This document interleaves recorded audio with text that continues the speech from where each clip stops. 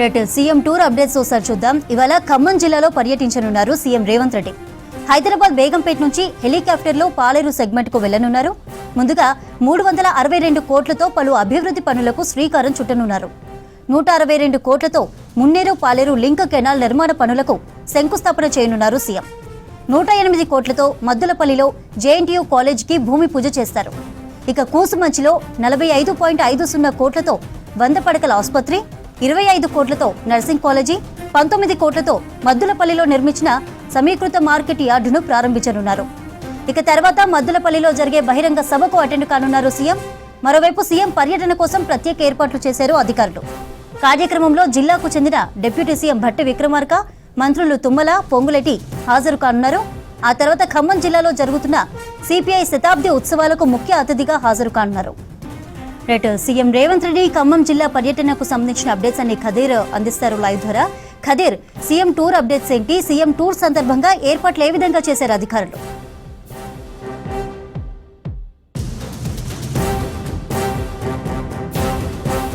ఈ రోజు సీఎం రేవంత్ రెడ్డి ఖమ్మం జిల్లాలో పర్యటించనున్నారు. ఈ సందర్భంగా ఆయన పాలేరు నియోజకవర్గంలో దాదాపుగా 326 కోట్లకు సంబంధించిన అభివృద్ధి పనులకు శంకుస్థాపనలు చేయనున్నారు. ఈ కార్యక్రమం తర్వాత శత జయంతి ఉత్సవాలు సిపిఐ పార్టీ ఏదైతే నిర్వహిస్తా ఉందో ఆ కార్యక్రమంలో పాల్గొంటారో ఆ కార్యక్రమంలో పాల్గొని తాను సహరోద ప్రసంగం కూడా తనది ఉండబోతుంది. దీనికి సంబంధించి ఇప్పటికే అన్ని రకాల ఏర్పాట్లను పూర్తి చేయడం జరిగింది. దాదాపుగా శత జయంతి ఉత్సవాలు నిర్వహించడం కోసం అని చెప్పేసి సిపిఐ పార్టీ చాలా ప్రతిష్టాత్మకంగా తీసుకొని సభా కార్యక్రమాన్ని సక్సెస్ చేయాలని చెప్పేసి భావిస్తా ఉంది. ఈ క్రమంలో చూసుకున్నట్లయితే ఖమ్మం డిగ్రీ కాలేజ్ సంబంధించిన గ్రౌండ్ లో ఏర్పాట్లను చేయడం జరిగింది. మొత్తంగా చూస్తే రాష్ట్ర వ్యాప్తంగా దేశవ్యాప్తంగా అనేక మంది డెలిగేట్స్ కూడా వస్తున్నారు. వివిధ దేశాల నుంచి కూడా అనేక మంది ఇక్కడికి వచ్చే అవకాశం ఉంది. దాదాపుగా 11 దేశాల నుంచి ప్రతినిధులు ఇక్కడికి వస్తున్నట్టుగా ఇప్పటికే కూనంనేని సాంబశివరావు ప్రెస్ మీట్ ద్వారా తెలపడం జరిగింది. అయితే ప్రస్తుతం చూస్తే ఇప్పుడు సభకు సంబంధించిన సక్సెస్ ఏ విధంగా చేయాలనే దాని గురించి సిపిఐ శ్రేణులు నిర్విరామంగా కష్టపడతా ఉన్నారు. అయితే ప్రత్యేకించి ఈసారి ఈ సభ శత జయంతి ఉత్సవాలు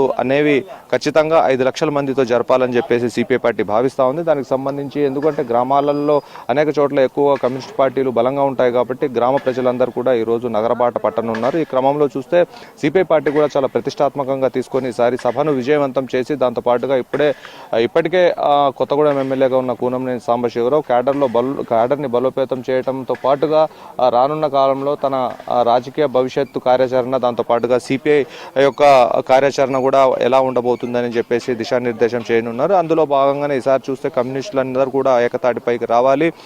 కమ్యూనిస్టుల చీలిక ద్వారానే కొంత భారతదేశానికి కొంత నష్టం జరిగిందని చెప్పేసి భావిస్తా ఉన్నారు. అందులో భాగంగానే ఈ రోజు జరిగే తీర్మానాలు ఏ విధంగా ఉండబోతున్నాయి అనేది తెలపనున్నారు. దాంతో పాటుగా సిపిఐఎం జాతీయ ప్రధాన కార్యదర్శి కూడా రానున్నారు.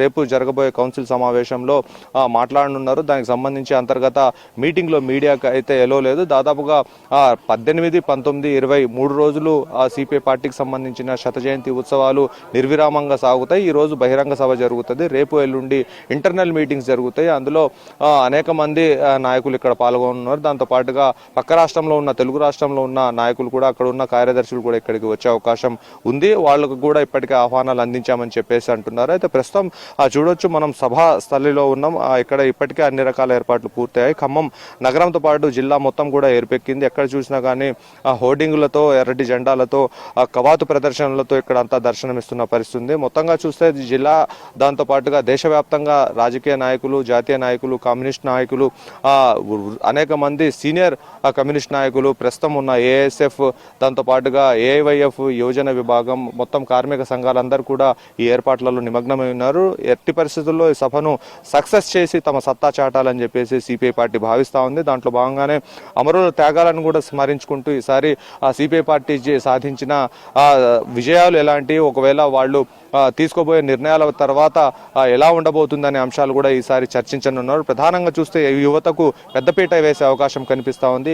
ఈ కార్యక్రమంతో పాటుగా కాంగ్రెస్ పార్టీతో కలిసి తమ రాజకీయ ప్రస్థానం ఎలా కొనసాగబోతుంది, స్థానిక సంస్థల ఎన్నికల్లో పొత్తులు కుదరకపోయినా కానీ వాటిని ఎలా అధిగమించామనే విషయాన్ని కూడా కూనంనేని సాంబశివరావు వివరించడం జరిగింది. అయితే ప్రస్తుతం దీనికి సంబంధించిన ఏర్పాట్లన్నీ కూడా పూర్తి చేయడం జరిగింది. జిల్లా నగర కేంద్రంలోనే ఉన్న సిపిఐ కార్యాలయంలో కూనంనేని సాంబశివరావు ఉండి ఇక్కడ అన్ని రకాల ఏర్పాట్లను కూడా పరిశీలించారు. ప్రతిదీ కూడా క్షుణ్ణంగా పరిశీలించారు. రాత్రి వేళల్లో ఎల్ఈడీలలో కూడా ఒక ప్రచార కార్యక్రమాన్ని నిర్వహించడం జరిగింది. అయితే ఇప్పుడు దీనికి సంబంధించి రేవంత్ రెడ్డిని పిలవటం, సీఎం రేవంత్ రెడ్డి ఇక్కడికి వచ్చి తమ పార్టీతో కొనసాగే అనుబంధం గురించి, రానున్న కాలంలో ఉండే పొత్తుల గురించి కూడా చెప్పనున్నారు. అయితే ఇప్పటికే చూస్తే మున్సిపల్ కార్పొరేషన్కి సంబంధించిన నోటిఫికేషన్లు విడుదలైతే అని చెప్పేసి ఒక ప్రచారం కొనసాగుతూ ఉంది. ఇప్పటికే రిజర్వేషన్ల ప్రక్రియ అనేది మొత్తం ముగిసింది. అయితే ఈ క్రమంలో రానున్న కాలంలో ఏ విధంగా వాళ్ళ రాజకీయ స్నేహం ఉండబోతుంది అన్నట్టుగా ఈరోజు తెలపనున్నారు. దాంతో పాటుగా ఈ సభాస్థలి నుంచి కమ్యూనిస్టు పార్టీలతో కాంగ్రెస్ పార్టీ ఏ విధంగా కొనసాగుతుంది, దేశంలో ఉన్న రాష్ట్రంలో ఉన్న పరిస్థితుల నేపథ్యంలో వాళ్ళ అవసరం ఎంత ఉంది అనే అంశాలను కూడా ఈరోజు చర్చించనున్నారు. ప్రధానంగా చూస్తే ఇప్పటికే బీజేపీ వ్యతిరేకంగా ఇండియా కూటమిలో ఉన్న సిపిఐ, సిపిఎం లాంటి పార్టీలన్నీ కూడా ఒక తాటిపైకి రావాలనే ఆలోచనలో ఉన్నట్టు తెలుస్తూ ఉంది. ఏదైతే ప్రధానంగా ఉన్న లెఫ్ట్ పార్టీలు ఏదైతే ఉన్నాయో 5 పార్టీలు ఈరోజు చర్చించిన తర్వాత వాళ్ళు ఒక నిర్ణయం కూడా ప్రకటించనున్నట్టుగా తెలుస్తూ ఉంది. ఇప్పటికే అన్ని రకాల ఏర్పాట్లను పూర్తి చేయడం జరిగింది. సభా కార్యక్రమం అనేది 4 గంటల తర్వాత ప్రారంభం అవుతుంది. 4 గంటల నుంచి 5 గంటల మధ్యలో రేవంత్ రెడ్డి ప్రసంగం ఉండనట్టుగా తెలిపారు. అయితే ఇప్పటికే అందరు నాయకులు, జాతీయ నాయకులు ఖమ్మం చేరుకున్నారు. ఖమ్మం చేరుకోవడంతో పాటుగా ఇక్కడ ఏర్పాట్లను కూడా పరిశీలిస్తా ఉన్నారు. ప్రస్తుతానికి సీఎం రేవంత్ రెడ్డి కూస్మంచిలో, మద్దులపల్లిలో నుంచి కార్యక్రమం ప్రారంభమయ్యే అవకాశం కనిపిస్తా ఉంది. అయితే రేవంత్ రెడ్డి 11 గంటల తర్వాత ఇక్కడికి వస్తారన్నట్టు తెలుస్తా ఉంది. అక్కడ సభకు సంబంధించిన, అక్కడ కూడా ప్రజలను ఉద్దేశించి ప్రజాపాలనకు సంబంధించిన అంశాలు కూడా అక్కడ కూడా మాట్లాడతారు. ప్రజాపాలన వచ్చిన తర్వాత పాలేరు నియోజకవర్గంలో ఎలాంటి అభివృద్ధి జరుగుతుంది, గతంలో ఎన్నడూ లేని విధంగా అక్కడ ఎలాంటి సంక్షేమ కార్యక్రమాలు చేపడతా ఉన్నారు, ఆ కార్యక్రమాల్లో భాగంగా ప్రజలు ఏ విధంగా లబ్ధి పొందుతారు అనే అంశాలను కూడా ఎక్కువగా చర్చించనున్నారు. ప్రస్తుతం చూస్తే 326 కోట్లకు సంబంధించిన అభివృద్ధి కార్యక్రమాలు నడుస్తూ ఉన్నాయి. ఎన్నడూ లేని విధంగా, అంటే అక్కడ నర్సింగ్ కాలేజ్ అనేది లేదు. గతంలో నర్సింగ్ కాలేజ్ చూస్తే ఒక భూత్ బంగ్లా లాగా ఉండేది. అలాంటి పరిస్థితుల నుంచి అధిగమించి ఈరోజు అక్కడ కాలేజ్ నిర్మాణం చేపట్టి ఇప్పటికే ఆ కాలేజ్ని చూసిన తర్వాత దాదాపుగా ఒక 80 అడ్మిషన్లు కూడా పెరిగాయి. ఇప్పుడు ప్రస్తుతం అక్కడ ఎలాంటి పరిస్థితి ఉంది అంటే ప్రతి ఒక్కరు కూడా అక్కడ సీట్ కావాలనే పరిస్థితి కనిపిస్తూ ఉంది. దాంతో పాటుగా జేఎన్టీయూ కాలేజ్ కానివ్వండి, అక్కడ లింక్ కెనాల్కి సంబంధించింది కానివ్వండి, మున్నేరు మిగులు జలాలను తరలించే విషయంలో ఎక్కువగా తర్జన భర్జన పడతా ఉన్నారు. పాలేరు ప్రజలు ఎప్పుడు నాగార్జున సాగర్ని నమ్ముకొని ఉంటున్నారు. కృష్ణా జలాలు వచ్చినప్పుడు మాత్రమే నాగార్జున సాగర్లో నీళ్లు ఉంటున్నాయి. ఆ ఆయకట్టు తడుస్తూ ఉంది. కానీ అక్కడ నాగార్జున సాగర్లో ఒకవేళ నీళ్లు లేకపోయినా కానీ అక్కడ ఒక చెక్ డ్యామ్ లాంటిది నిర్మించిన తర్వాత మున్నేరుకు సంబంధించిన మిగులు జలాలను తరలించాలని చెప్పేసి మంచి ఆలోచన చేయడం జరిగింది. దాంతో పాలేరు నియోజకవర్గ ప్రజలందరూ కూడా హర్షం వ్యక్తం చేస్తున్న పరిస్థితి కనిపిస్తూ ఉంది. ఏది ఏమైనా కానీ పాలేరు నియోజకవర్గానికి ఈ రోజు పండుగ రోజు అని చెప్పాలి. ఎందుకంటే వాళ్లకు అభివృద్ధి కార్యక్రమాలతో పాటుగా వాళ్లకు నీటి సమస్య సుదీర్ఘకాలంగా వాళ్ళని వేధిస్తూ ఉంది. ఈ మున్నేరుకు సంబంధించిన లింక్ కెనాల్ ఏర్పాటు చేసినట్లయితే ఆ సమస్య తీరుతుందని చెప్పేసి వాళ్ళు భావిస్తూ ఉన్నారు. అయితే ప్రస్తుతం అక్కడ పొంగులేటి శ్రీనివాసరెడ్డి దానికి సంబంధించిన అన్ని అక్కడ పనులన్నిటి కూడా పరిశీలిస్తూ ఉన్నారు. దాంతో పాటుగా డిప్యూటీ సీఎం బట్టి విక్రమార్క, మంత్రి తుమ్మల నాగేశ్వరరావు కూడా ఈ ఇరు సభలకు కూడా హాజరవుతారని అన్నట్టుగా తెలుస్తూ ఉంది. ప్రస్తుతం మద్దులపల్లిలో అంగరంగ వైభవంగా సభను నిర్వహించడం కోసం అని చెప్పేసి కాంగ్రెస్ శ్రేణులందరూ అక్కడ కార్యక్రమాన్ని విజయవంతం చేయడం కోసం నిమగ్నమై ఉన్నట్టు తెలుస్తుంది. చంద్రిక.